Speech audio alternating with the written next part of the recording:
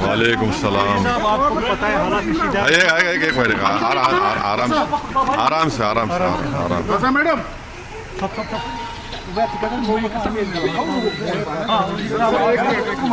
Madam के बारे में मुझे कैसे देखते हैं अभी जो क्या बोले?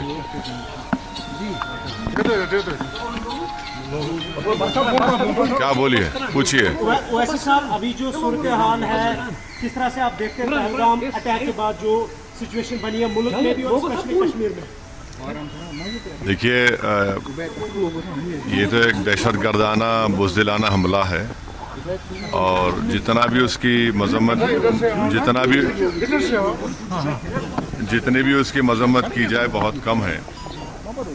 और हमने देखा कि कैसे पाकिस्तान से आए हुए दहशतगर्दों ने यहाँ पर 26 लोगों की जानें ले ली।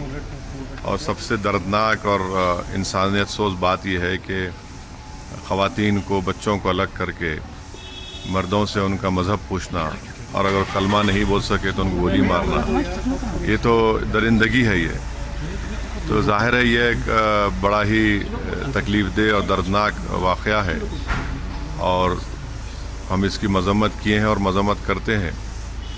और दूसरा ये कि इससे सबसे बड़ा नुकसान तो कश्मीर के लोगों को हो रहा है।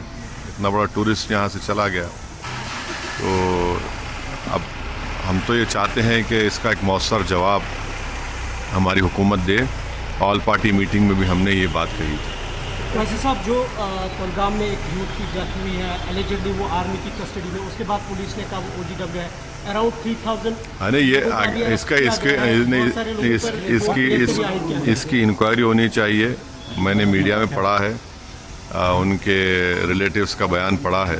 इसकी इंक्वायरी होनी चाहिए कैसे उनकी मौत हुई है। सर ये जो आप वाटर स्ट्राइक देख रहे हैं इंडिया की तरफ से सलाल बगलियार, इसको कैसे देखिए सर? अबेंस में रखा है ना इसको, ये तो अबेंस में रखा गया है।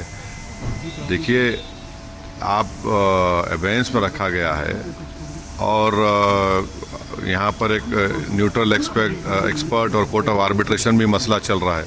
देखिए आगे क्या होता है। बस अब हो गया, 3 हो गया। थैंक यू, शुक्रिया सर, बहुत शुक्रिया। हाथ तो मिला लीजिए। Thank you sir.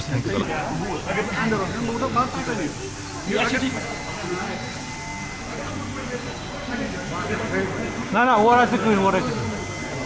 ये तो तंगो फाइनल हम पता किया को वायरिया, ये तंगो वायरिया।